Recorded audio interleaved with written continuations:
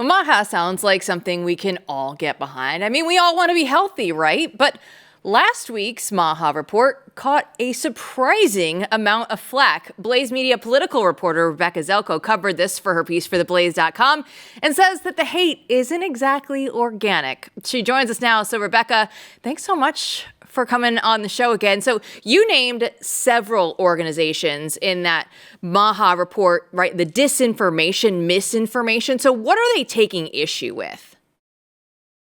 Yeah, so a lot of these agricultural groups, I first and foremost want to clarify, are actually usually some sort of subsidiary or beneficiary of a larger corporation. And so we're not really here critiquing like the small town farmer who's a vendor at the local farmers market.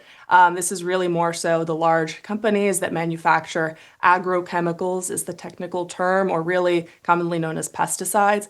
So these are companies that would benefit from a more flattering portrayal of their product. But of course, the MAHA Commission, their report was not exactly flattering towards pesticides and other issues that have caused chronic diseases or have been found to potentially cause chronic disease. And so it's definitely not surprising, but it is pretty damning. So, Rebeka, chronic disease, can you say a little bit more about what the report's findings are when it comes to these health dangers?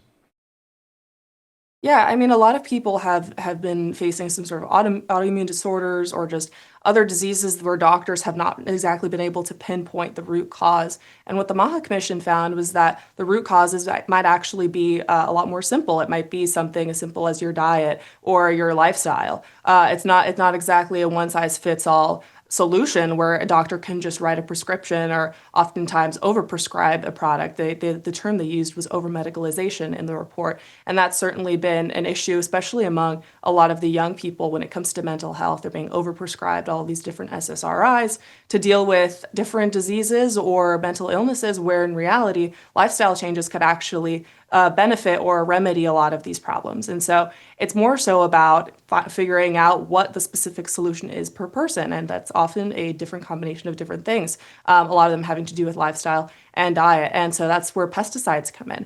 If the food that you're eating isn't always necessarily the best quality, or the chemicals that they're using could actually cause adverse effects, it's in your best interest to know that about the product and to consume food that otherwise does not use them.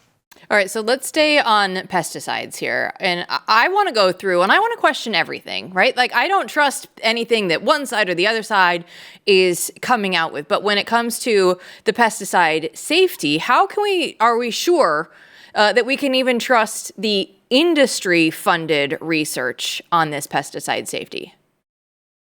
Yeah, again, I mean, these companies have a stake in whether or not the portrayal of the product side effects is flattering. And so that's why you see this massive disparity between the non-industry versus the industry-funded studies. The MAHA report pointed that out. I believe it was 50% of non-industry studies found that there were adverse effects when it came to consuming pesticides, whereas only 18% of industry-funded studies came to the same conclusion. So there's obviously this huge disparity, and it implies that there's this huge bias when it comes into actually funding and conducting research about a product that you are selling.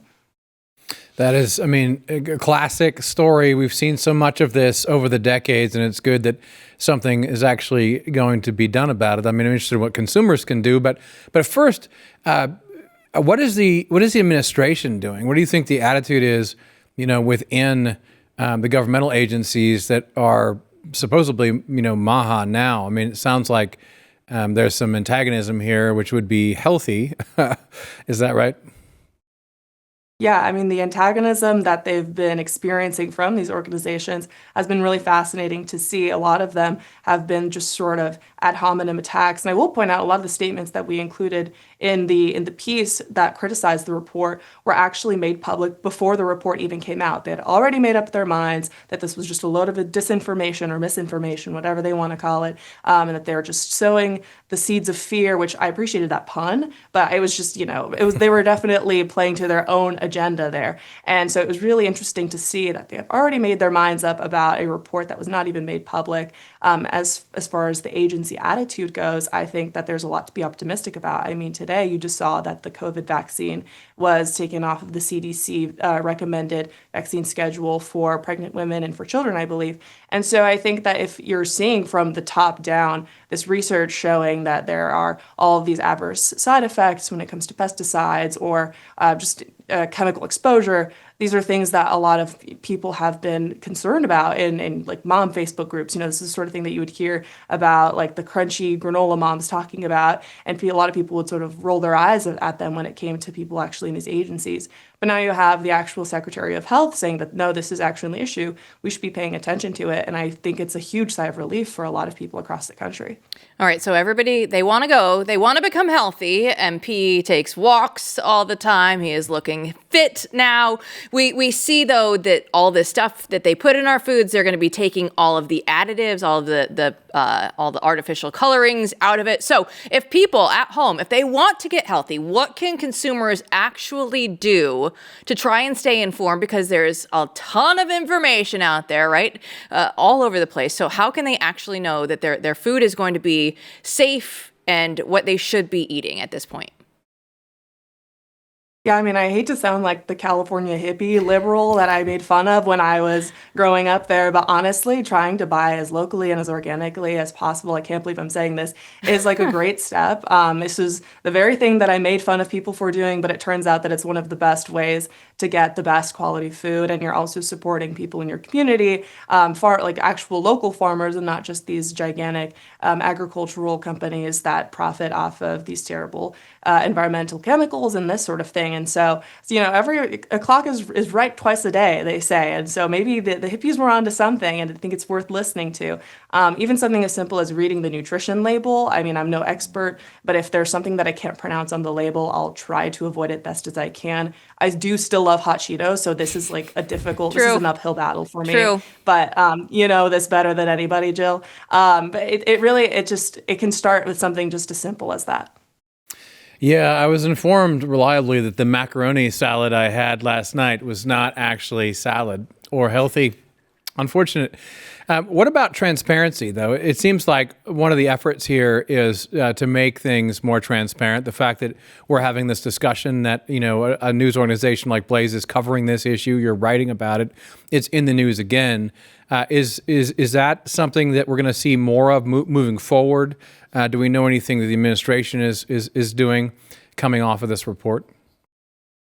Yeah, I think transparency is going to be a huge initiative, and I think we've already seen that. I know I already mentioned earlier today that they are changing the classification, or they removed the COVID vaccine from the vaccine schedule. And I think really the transparency there was just that it kind of just didn't feel like we were being gaslit anymore. It wasn't just a bunch of these doctors saying, and these so-called experts saying that, this is safe and effective, when in reality, a lot of people and now a lot of studies were saying otherwise. And so I think that this is just the first step in the right direction, the MAHA report being another example. And I think that the fact that you're seeing such an outrage coming from a lot of these big agricultural companies, the big food industry, I think is even just a further indication that we are going towards the right direction. Good. So in the overall big picture, I'm curious your thought. Looking at this in Washington, and also being younger. I mean, do you see this as a rising tide when it comes to identifying, the side of the organic farmer, the locally sourced? I mean, is this for real? It strikes me that this has become a right-leaning thing that the party has taken on, and certainly a lot of the base has. But is that real? Is it moving forward? Do you see this as a kind of a rising tide? Yeah, I mean, it feels weird to say, but there is kind of like this horseshoe theory going on, especially among young people who it's become like a big trend to see. This is really specific niche online culture, but there's like this big trend that usually like right-winger gym bros, they'll eat the steak on the cutting board with like the eggs and the avocado and stuff like that. And like maybe 10 years ago, this would be considered one of those hippie liberal things where you're like eating off of a wooden cutting board with no microplastics. Like the fact that people know what microplastics are anymore, or that seed oils is in the common discourse, I think is super promising, but also really funny because this was not something that traditionally the right cared about. But to your point, I think a lot of that is because it's a younger generation and younger people have taken it upon themselves to really take care of their health. And hopefully we see this trickle down over the next couple of generations. But I think it's really cool actually to see that there is some common ground there between some of the young based people and maybe some of the Birkenstock wearing farmers market goers that I went to high school with. I am definitely over on the healthy side of TikTok. The algorithm has pushed me over there, and I can confirm it's all of the young people, MP. It's the Rebekas of the world that are going to be polling us along with them. I didn't know that we had our little hippie from California, but Rebeka, I'm so glad that you're here covering this for us. Thanks so much. Thanks, guys.